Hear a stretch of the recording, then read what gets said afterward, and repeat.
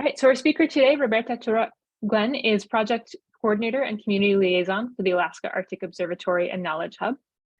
Roberta helps AAOKH help develop and maintain strong relationships with communities so that data and observations can be as useful as possible. She is a Inupiaq and was born and raised in Utqiagvik, and she graduated from UAF with her MS in geography. So with that, I'm going to stop sharing my screen and I will let you share yours, Roberta, and you can take it away. Okay, thank you, Liz. Let's see.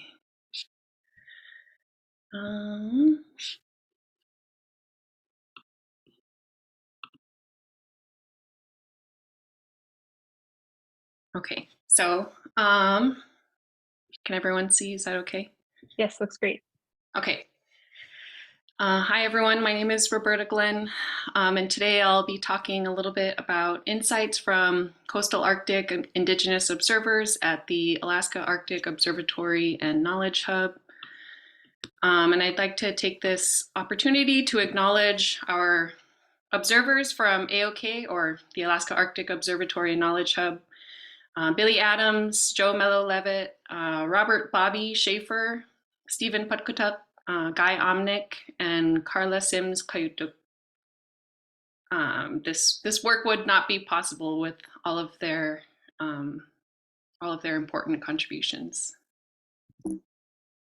Let's see.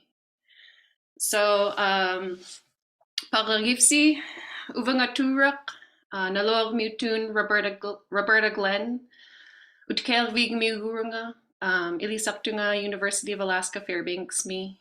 Hi everyone, my name is Roberta Turak Glenn. I'm from Utkelvik and I'm a recent graduate of the University of Alaska Fairbanks. Currently, my position is Project Coordinator and Community Liaison for the Alaska Arctic Observatory and Knowledge Hub, or AAOKH, as we like to call it. My thesis was on documenting coastal change and community-based observations in Alaska communities. And so as part of my thesis, I wanted to develop relevant data products which communicate and support local priorities, perspectives, and observations. And so I worked with AAOKH and each of the observers to develop an online ArcGIS story map, or AAOKH story map.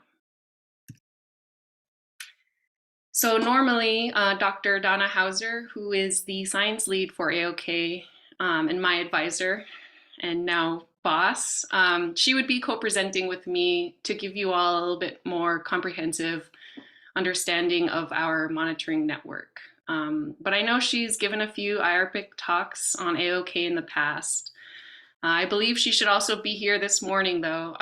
So if there are any bigger picture questions, hopefully she can chime in to help answer those. But Donna Hauser is the science lead for AAOKH. So what is AAOKH? The Alaska Arctic Observatory and Knowledge Hub is a community-based observing program in Arctic Alaska. Our network consists of Indigenous knowledge holders, hunters, and community members in 5 Alaska communities who document routine environmental observations. And so these observations include things like weather, ocean and sea ice conditions, and landscape changes. We also work with some communities to measure ocean temperature and salinity profiles using CTD instruments, or conductivity, temperature, and depth instruments. We also work with whaling crews in Utqiagvik to map sea ice thickness along spring whaling trails. And so I just wanted to take a minute to give you some background on AAOKH. I also wanted to take a second to briefly go over AAOKH's current priority areas. Right now, our current goals are to sustain and support Indigenous knowledge holders to share their knowledge and document environmental changes, to create educational opportunities for the next generation of Indigenous leaders and scholars, and to provide services and info to support local and community priorities.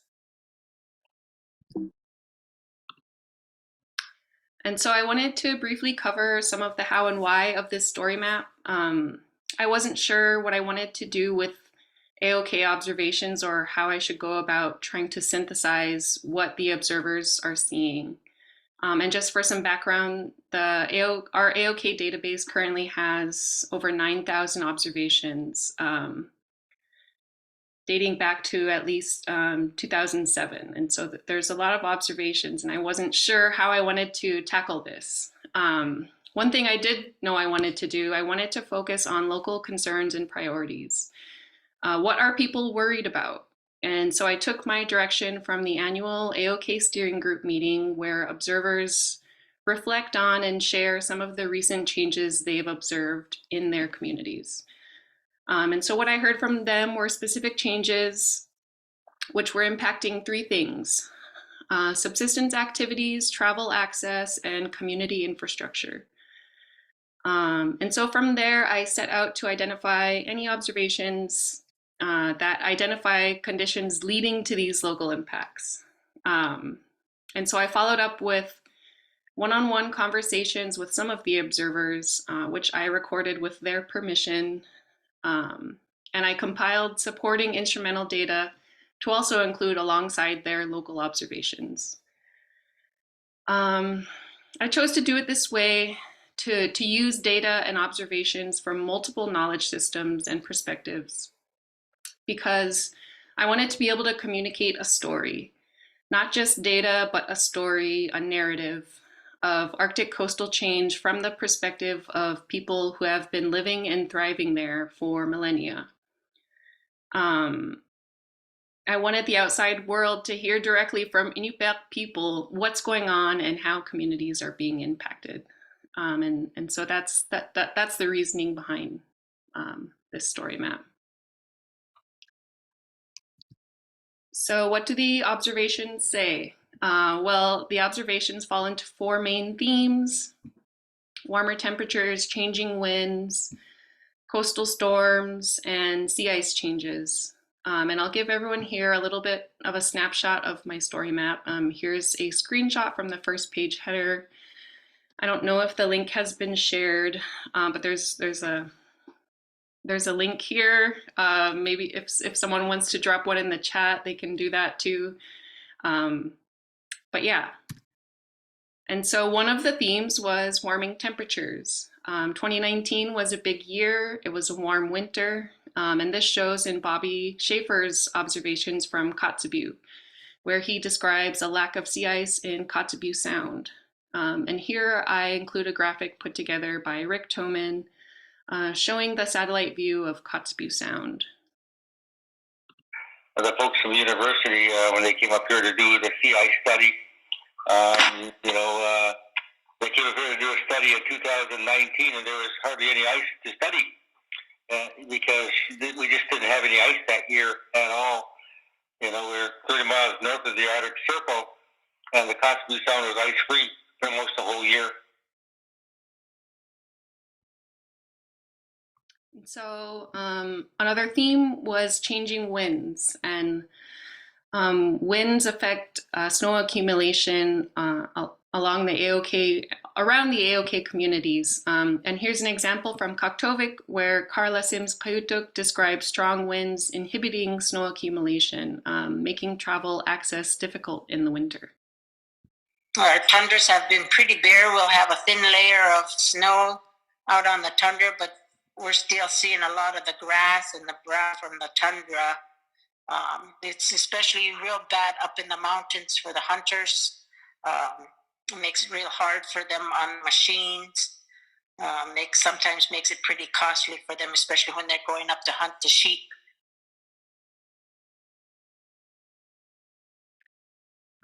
And so another example from the changing winds section, which includes some of the sea ice thickness data from the winters of 2020 and 2021. I mentioned that we work with whalers in Utqagvik to map spring whaling trails, and these data come from that project. And here Billy Adams talks about some of the variation in year-to-year sea ice conditions. year's ice, we've started making trails in January, and we finally reached the lead edge April 26th. Well, that's many months of hard work, but the good thing about that hard work, I lost 32 pounds. But this year, it's so different. The ice is really flat, and I think I lost 7 ounces. So there's a big difference.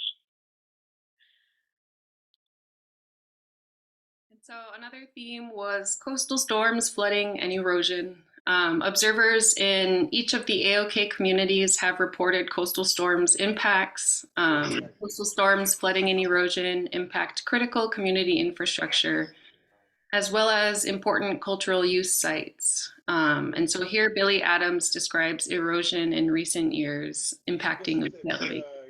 Albert's working on that need to know. I think the biggest concern is just like we just talked about the erosion is taking our livelihood in front of our eyes. I don't like to think that way. We're still gonna be here, and we're gonna live with it and go on and living our happy lives as single parents. So another theme was changes in sea ice conditions. Sea ice is an important platform for supporting marine mammals and subsistence activities in each community, each AAOKH community. It's also a vital platform for travel access between North Slope communities. Here, Billy Adams from Utqagvik describes sea ice changes impacting travel on the North Slope Community Winter Access Trails, or CWAT trails. Like the CWAT trail, that trail that goes to Barrow, to Prudhoe Bay, to Unquessoken, to Wainwright. They just started that not too long ago, but the planners who make the nice trails, they really have to plan a lot sooner.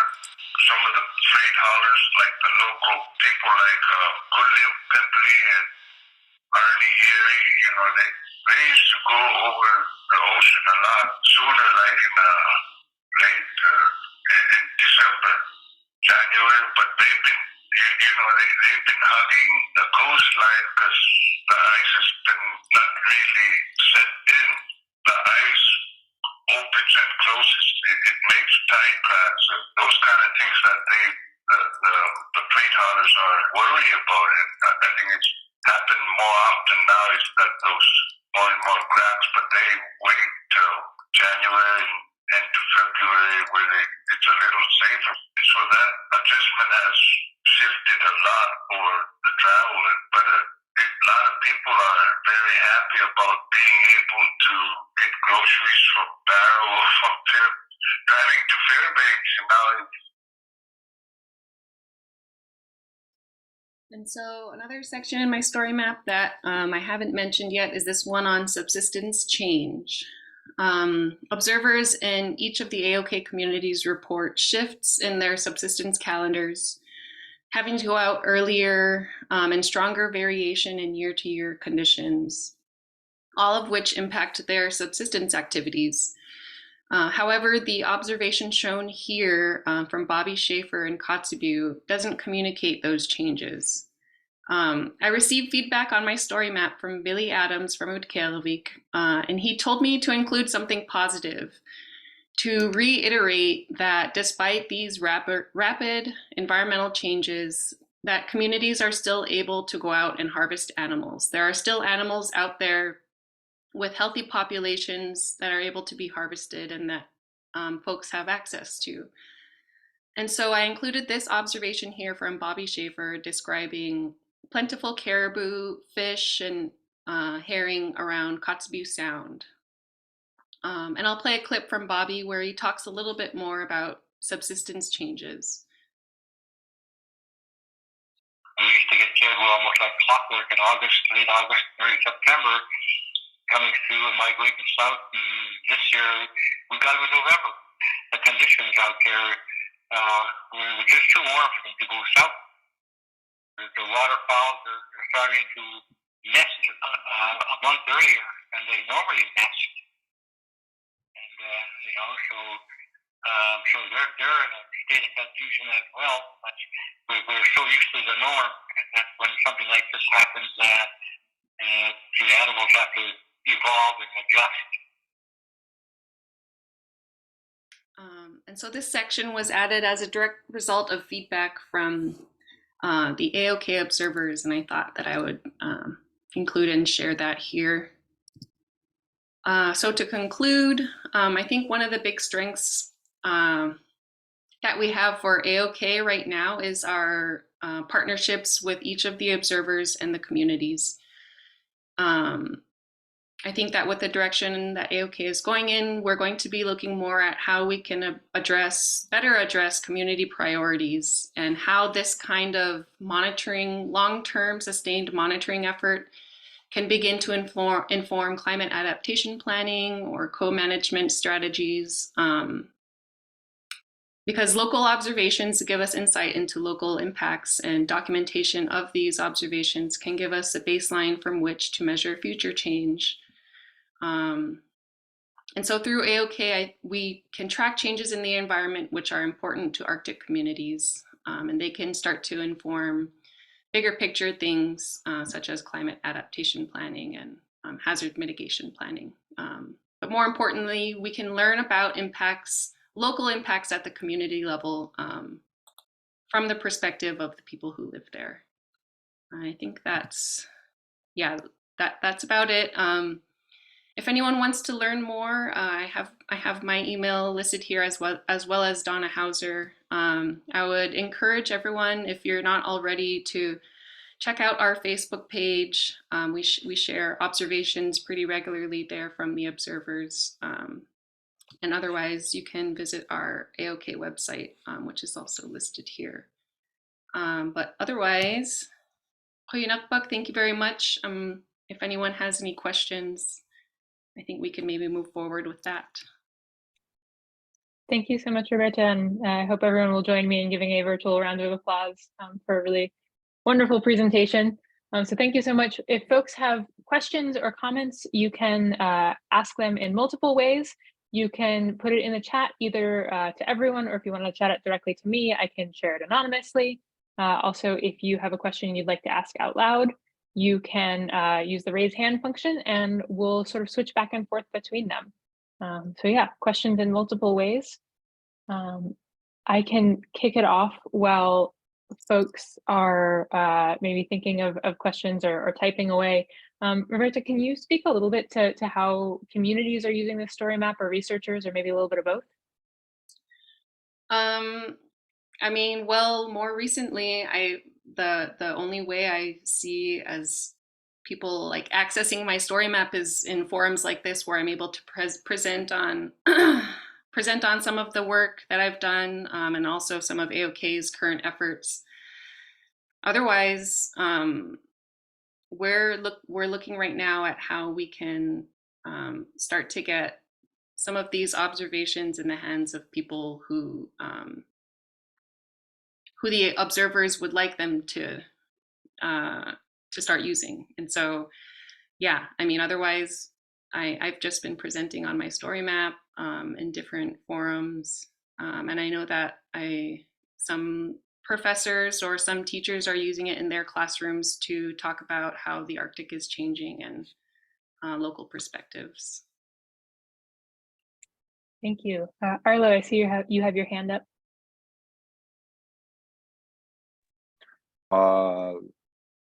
Liz, was that you that just asked Roberta how her story map was being used?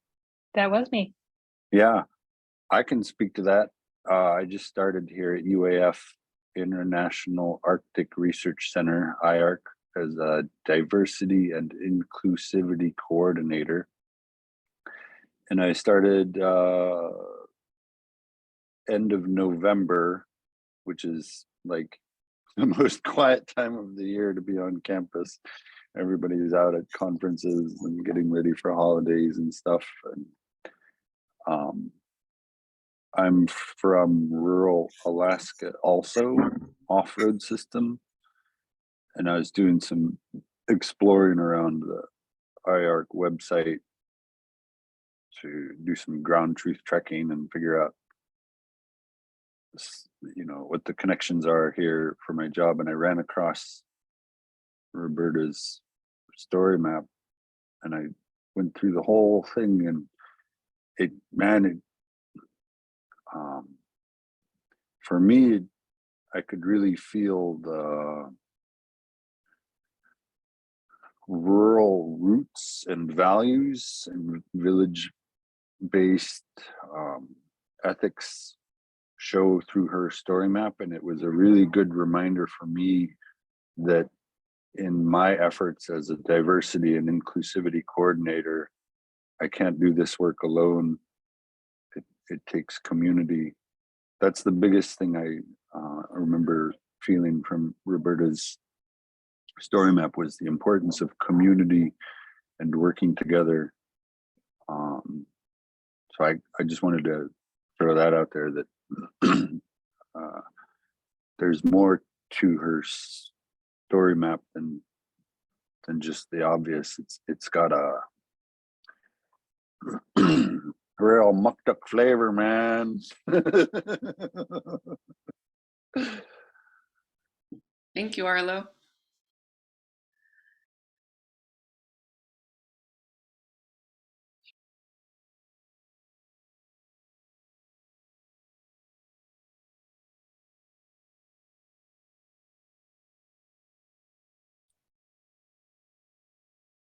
Thank you, Arlo. Do we have other comments or questions?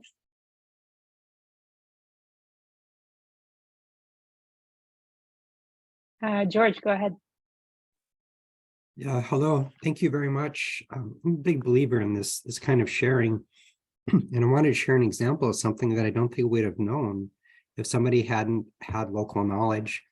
There was a place in Kotzebue area in the Nana region where the wind over time had changed its prevailing directions.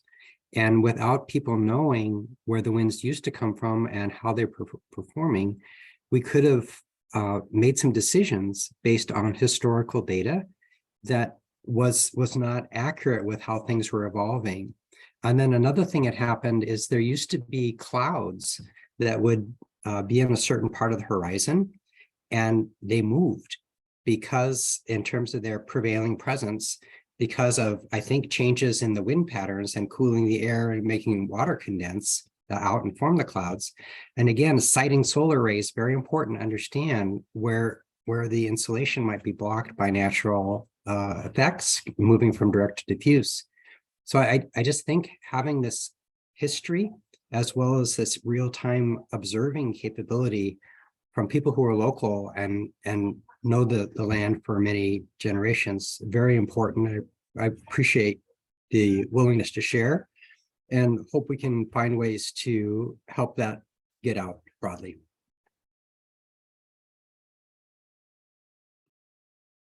Thank you, George. Yeah, that's interesting. And that's why we're doing this. Mike Brady, I see you have your hand up.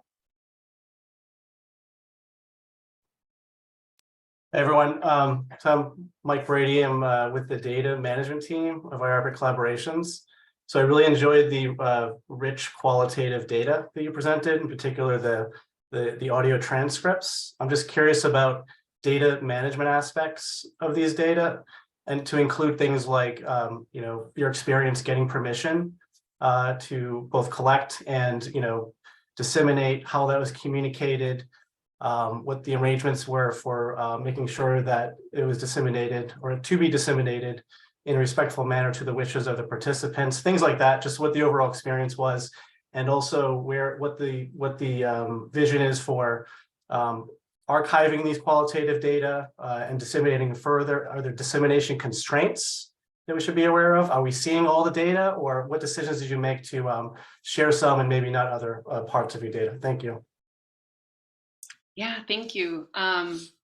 So I did start this story map building process with the observers, with them knowing what this will turn into, who it will be shared with, and how public it will be.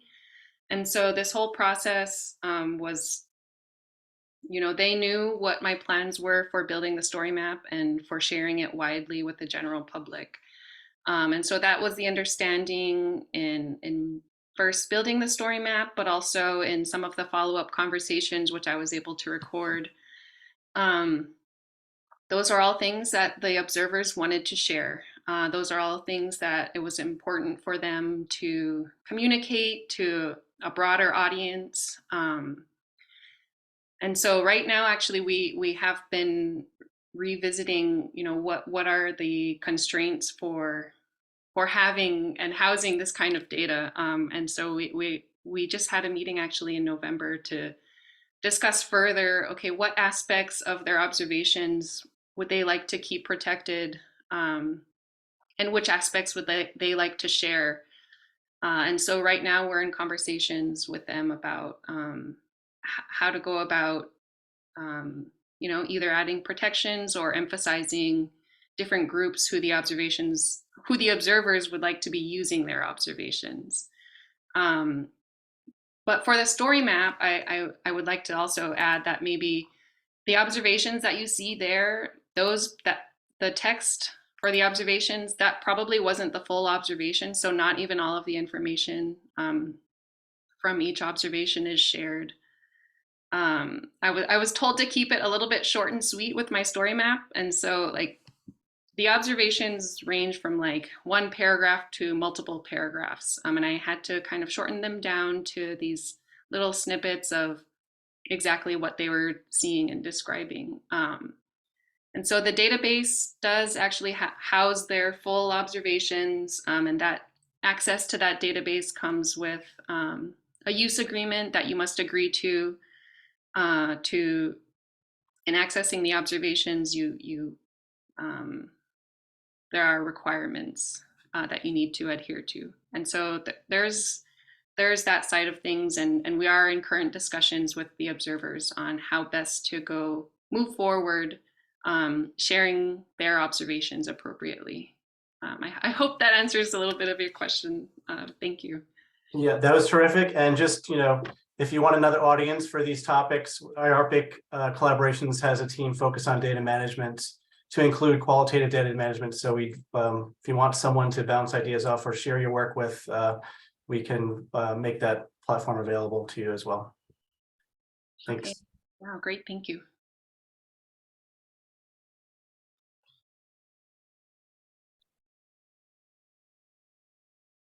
Hazel, go ahead. Hi, Roberta. Thanks so much for this presentation. You mentioned a couple of times wanting to do outreach to different kinds of audiences or figuring out with the observers sort of who they'd like to reach with this story and then being able to share that. I'm wondering if you know already who those audiences are, if you're still figuring that out. And I guess in particular, asking to see if IARPC could help be a bridge in that capacity. Yes, so at our last meeting with the observers, we were able to identify some audiences, audiences or groups which the observers would like to be using their observations more. Some of what was mentioned is co-management organizations like the Ice Seal Committee, wildlife co-management organizations, to begin to inform some of their work with our observations of different marine mammals and wildlife. Other more broad audiences, federal agencies who work with communities to either provide data or who have a say-so in policy, things that relate to subsistence hunting, or even sea ice data. And so we are, we are in discussions right now of okay, who else do we specifically want to be working with, who can learn something from these observations. That's maybe one of our efforts right now. And if there is potential to collaborate on some of these areas, I would love to learn more. Maybe we can start looking into that. Great, thanks. Yeah, I think you've probably already been chatting with Liz, who would be a great bridge for that. But it's really interesting to learn more, and I think we have, from what I'm seeing of who's on this call, different agencies here and just different sort of groups represented. So yeah, I just appreciate learning more about it. And yeah, thank you for your time in the presentation. Thank you.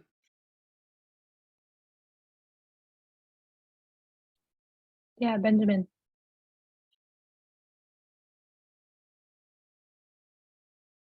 Boyan, Duchok, good to see you and good to see everyone here. Benjamin Charles, Inuit Circumpolar Council.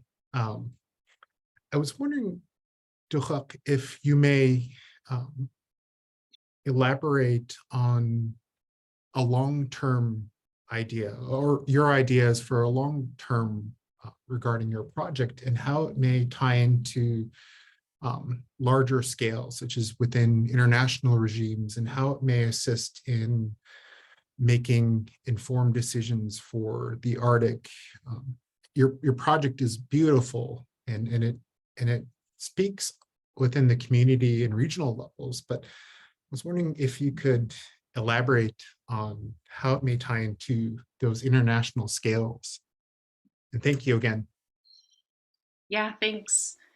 That is the question, I think. I think that's the question that's on everyone's minds, maybe who's doing this kind of work or is interested in this kind of work, is how can we scale it up to inform Pan-Arctic observing or monitoring efforts? And I mean, I don't know specifically of how best to do that, or you know, maybe I'm not an expert on how that all works, but I do see for AAOKH specifically, we are transitioning to be more community focused and to respond better to community priorities. And what we've heard from the observers is we would like to start thinking about, you know, how are our changes, how are these changes related to what folks are seeing in other parts of the Arctic, and what can we learn from each other?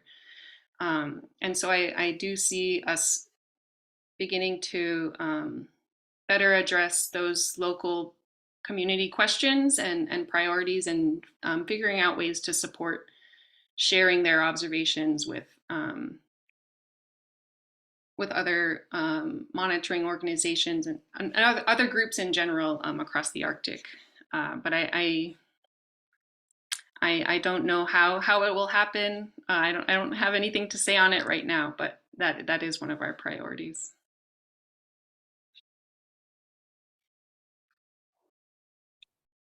And I see Stan has a hand up.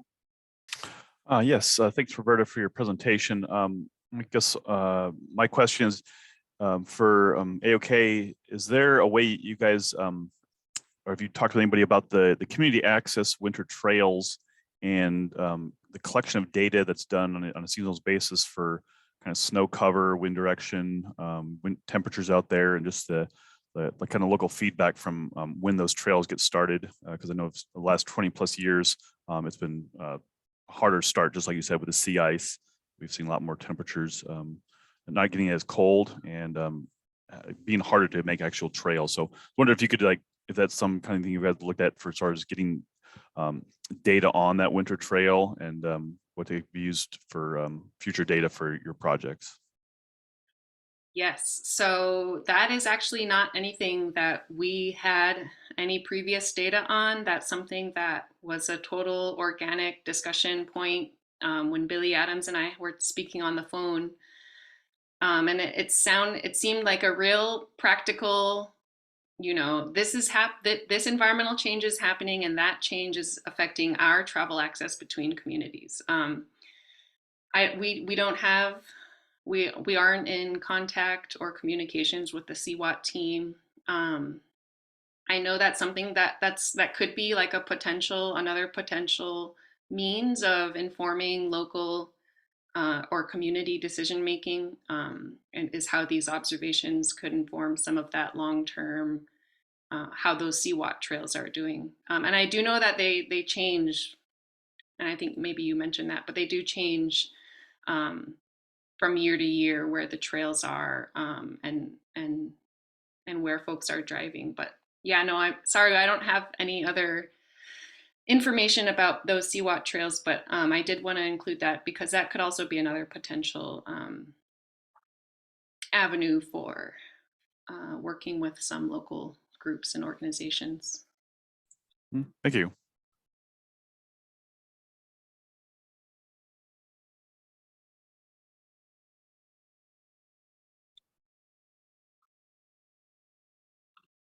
I have a question. Could you speak a little bit to how you're building relationships with the particular observers, like how you're choosing or how the communities are choosing who works with you, and how you're keeping in touch or working on interviews with them? Yes, so I started working more with the observers maybe in 2020 after attending my first steering group meeting. And that was, I think that was like a hybrid format too. So I wasn't even able to meet all of them in person. But I worked closely with them and had phone calls to go over my story map when it was in its draft form. And also to have some follow-up conversations about some of the observing themes that they're seeing. And so I am lucky actually to have started working with this AAOKH team, which was already, AAOKH had established much of, all of the relationships with the observers before I started. And so I'm lucky that those relationships were established already. I didn't, and I also know most of the observers. They're from my region. I knew of them at least, or I knew who they were. And even for Billy Adams, I interned at the North Slope Borough Wildlife Management Department when I was younger, and so I remembered Billy, and so I felt really lucky and privileged to be able to call the observers up on the phone, or they would call me randomly, and we just talked for a couple of hours about some of these different changes. And so, I mean, in that way, I stayed in touch with the observers throughout the story map building process. I got feedback and input from them along the way, incorporated their changes and what they wanted to see. And otherwise, I mean, I've just been keeping in touch with them on different AAOKH updates and checking in and goals. We just had an observer meeting in November, which was really awesome. It was all in person. All of the observers joined for that here in Anchorage. And yeah, I mean, my plan is to keep keeping in touch with them on some of our AAOKH updates and project updates. Yeah. Thank you. Stan, do you have another question, or is your hand just still up? Still up. Let me put that down. Great. Just didn't want to be missing you. I also see we've got a comment in the chat suggesting that the design community would be very interested in knowing that the story map is available. Resiliency and sustainability is an important focus of planning and executing new projects, and access to local knowledge and historical observations would be highly valued. So, for example, the Alaska chapter of the American Institute of Architects and the Alaska Society of Professional Engineers might be helpful to get in touch with. I also think, Roberta, did I see your hand up briefly?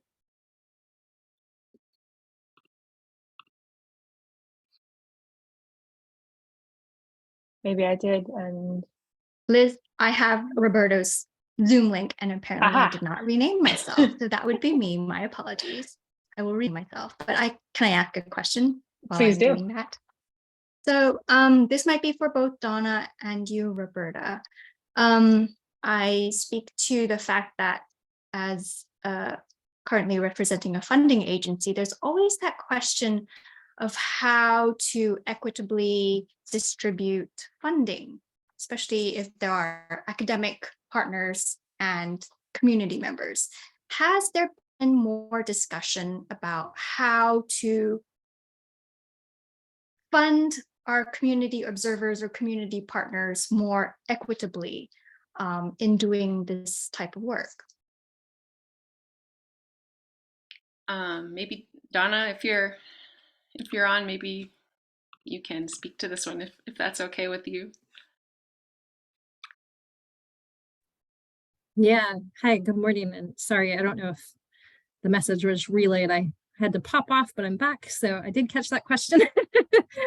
Thanks, Olivia. And yeah, I mean, I think it's a super relevant and good question. AAOKH has always prioritized funding the observers, so they receive a monthly stipend, and that is something that we continue to think is really important going forward. And we're in the phase of actually, thinking about putting together a proposal for the next iteration and future funding of AAOKH. And so your question is right at the tip of our minds as well. How do we equitably fund the work that's being done by the observers in particular, but also trying to route some of the funding mechanisms to the tribes. So incorporating them through the contracting, and then also prioritizing the research questions that they are most interested in.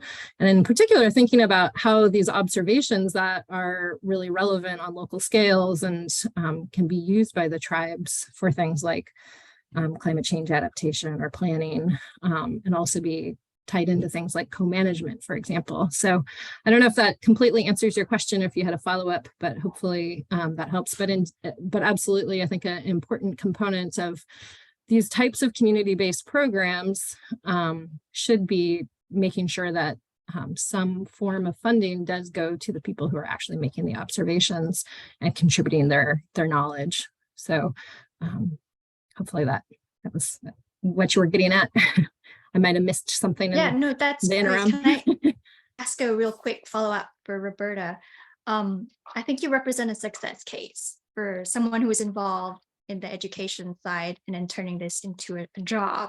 Did you find that there are many opportunities for somebody with your skill set to turn this into a career, or do you think that's something that is a growing field?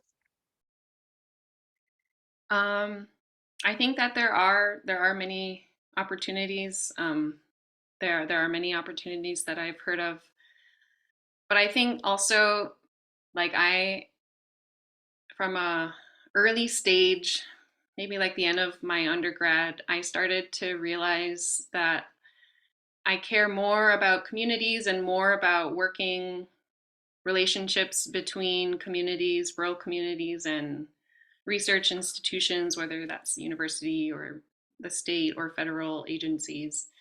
I learned that I would like to do this specifically to help move some of the research forward in a way that is ethical and equitable to Arctic communities. But yeah, I would say that there are lots of opportunities for younger students who are interested in working in research, working with communities, and being able to bring this unique perspective to the table. Yeah.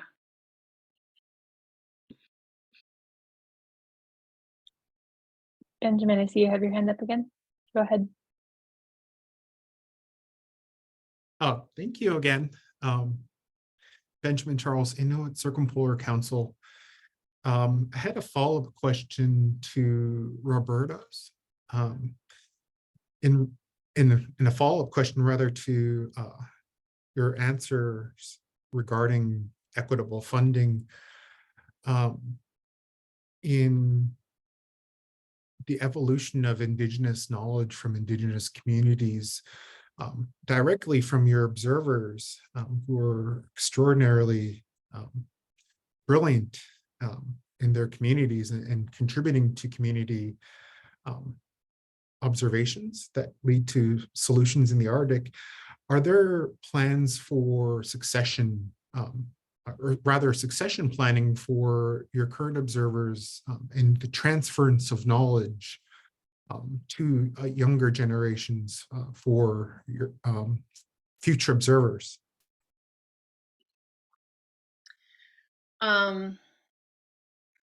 Yeah, good question. We don't have any plans for succession of observers and how that might work.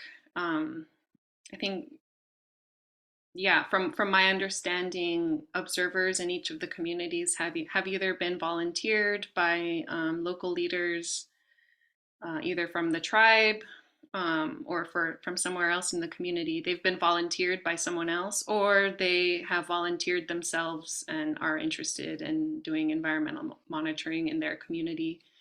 I imagine that any new observers who would join the group would either be volunteered or volunteer themselves, since that's kind of how it's been working out, the way I understand it. I don't know if Donna, you had anything else to add on that, but yeah. I'll just add on the note of incorporating more youth. So I think Roberta mentioned, we have these 3 current priorities that have been identified through our observers and our steering group members, including the second one is really to promote opportunities for increased Indigenous scholarship, right? And Roberta is an excellent example of sort of how that's worked so far. Is like we've provided funding and support to Alaska Native graduate students who are working with AAOKH observations and the observers.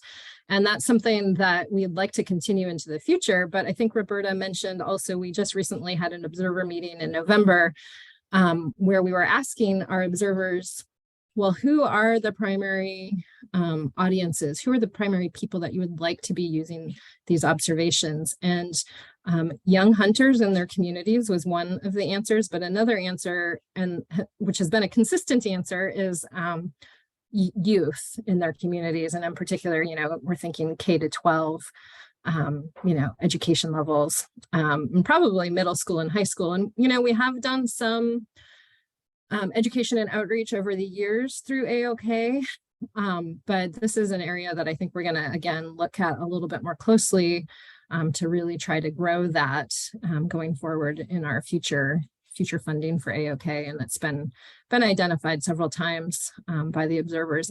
I will say that one of the challenges that we've had so far is that, part of the interest on our behalf and on the observers' behalf also is reliant for K-12 educators in the communities. And that's been a challenge because often, we have made connections with actual teachers in a community that then maybe doesn't stay long-term. And so it can be a little bit challenging and sometimes frustrating to sort of develop curriculum or new projects with educators. And so what we're really looking for and are open to suggestions too, right, is like, are there organizations that have that staying power also and can work with us and partner with us, and educators that are interested in sticking around and working with these observations. So hopefully that helped answer some of your questions, Ben.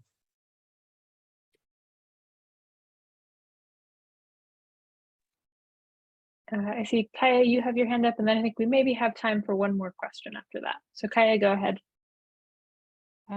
Thanks, Liz. Thanks, Roberta. That was a really interesting presentation. And I just wanted to follow up on the conversation Olivia initiated with Roberta and Donna about equitable funding. And I think one of the things, I am with NOAA in Alaska, one of the things as funding agencies that we may need to spend some more time thinking about is that we often pay or resource for products. And I think one of the things that we might need to think about is how we provide funding for relationships that isn't so obvious of the time and intensity that's required for building the relationships that may result in a product, but are equally valuable in and of themselves and to the product that might result.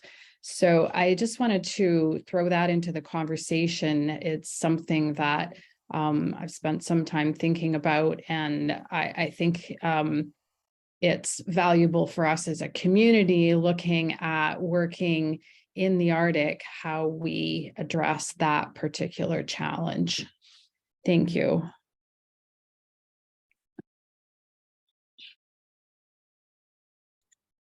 Thank you, Kaya. And Brian, go ahead. Hi, I'm Brian Melzian, U.S. Environmental Protection Agency. It's an excellent presentation and discussion. Since internet access and connectivity can be a challenge, as many of you know, in the Arctic environment, in fact, many areas around the world, are there some parallel efforts along oral communications and oral history and written history and communications to supplement anything on the internet, especially on a real-time basis? That's a good question. For AAOKH, I don't know that there are any efforts to be archiving or not digitizing, but to be be having offline access to AAOKH data and observations. We do have a database which we rely on to house all of our data and observations, but other than that, I don't know that there is a offline or hard copy of things. Maybe Donna, if you have anything to say on that. Yeah, well, so there are a couple of relevant digital storytelling tools that have kind of played into AAOKH, like the Project Jukebox, which I don't have the link handy, but there's some really great audio recordings of folks from places like Utqiagvik and including some of our observers that you know are great places to get that context. And then, you know, I think on a project-based sort of effort, you know, we do try to incorporate some of the long-term messages from these observations, including again, I'm sorry, I stepped out, so I'm not sure how much Roberta talked about it, but we've been doing trail mapping of the sea ice trails in the spring in Utqiagvik since I think about 2008, 2009. So these are trails that are built by whalers in the spring to access the ice edge for bowhead whaling. And so we've been mapping those trails and then also measuring the sea ice thickness along those trails. And so we're, you know, one of the thoughts right now is like currently thinking about how do we create a report that can, but a report in the sense of like maybe more like a book or some other techniques of sharing that information, particularly with the Barrow Whaling Captains Association and folks in Utqiagvik. So anyways, I'm not sure I'm totally getting at the question, but it's definitely something that we're thinking about. I think that we're thinking, you know, we partner with a program called IAAOKH, the Exchange for Local Observations and Knowledge of the Arctic, in terms of archiving all of our observations. And so another thing that we're thinking about is like, are there other creative ways to archive some of the observations, including things like recordings, to maybe be more accessible in the future? Thanks. Thank you, Donna. Thank you. And we're just about at the top of the hour. So I'm going to go ahead and wrap us up and say thank you so much, Roberta, and also Donna, for the presentation and answering all these questions. Thank you to everyone who joined today. Roberta, Donna, any final closing thoughts or words? No, thank you everyone for taking the time to listen and learning a little bit more about AAOKH. Great, thank you. And yeah, we have been recording this webinar, so it will be posted on our YouTube and on the event page within a day or two. So if you missed part of it and want to catch back up, or if you have a friend you'd like to share it with, you'll be able to do that. So thank you again, everyone, and have a wonderful day. Thanks, everyone. Thank you.